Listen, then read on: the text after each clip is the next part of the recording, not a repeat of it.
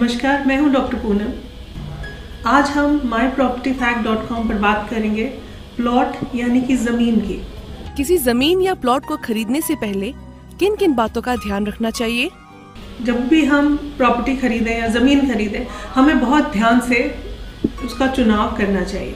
अब बात करते हैं shape of the plot. Shape of the plot जो है वो हमेशा कोशिश करें या स्क्वायर हो या रेक्टेंगल हो। रेक्टेंगल प्लॉट जो होगा उसका रेशियो होना चाहिए 2:1 का। This is ideal plot. अब ये क्यों आइडल है, थोड़ा सा इसको समझते हैं हम। हमारे अर्थ का मैग्नेटिक फील्ड, जब हम किसी भी एरिया को कवर करते हैं, उसके चारों तरफ चार दीवारी बना लेते हैं, तो उसमें उसके अंदर का एक मैग्नेटिक फील्ड बंद हो जाता है, अंदर क्रिएट हो जाता है। ये जो मैग्नेटिक फील्ड है, इसकी स्ट्रेंथ जो है डिपेंड करती है कि कितना बड़ा मैग्नेटिक फील्ड क्रिएट हो रहा है। स्क्वायर है तो जितना बड़ा लंबा हो चौड़ा हो उससे कोई फर्क नहीं पड़ता, लेकिन अगर रेक्टेंगुलर है तो अगर उसकी लेंथ बहुत ज़्यादा है और ब्रेथ बहुत छोटी है तो जो उसके अंदर मैग्नेटिक फील्ड बनेगा वो बहुत ही कमज़ोर बनेगा, जिसका कि वहाँ रहने वालों को बहुत ज़्यादा फ़ायदा नहीं होगा। तो इसलिए रेक्टेंगुलर फील्ड जब हम लेते हैं, रेक्टेंगुलर प्लॉट, तो 2:1 का जो रेशियो है वो सबसे बेहतर है। ऐसा नहीं है कि अगर आपको बहुत अच्छी प्रॉपर्टी मिल रही है जो कि ट्रायंगुलर है, आप उसको छोड़ देंगे।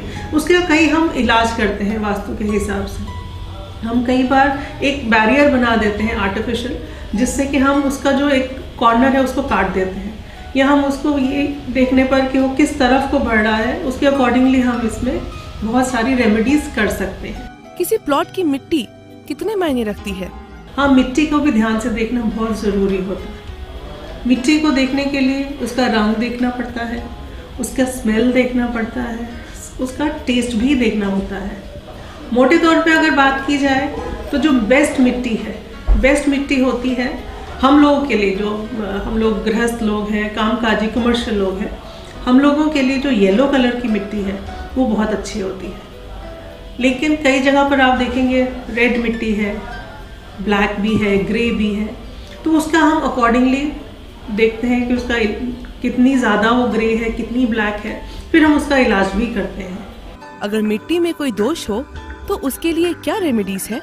वहाँ की जो 10 फीट तक की जो ज़मीन है, जो मिट्टी है, उसको हम बदल देते हैं।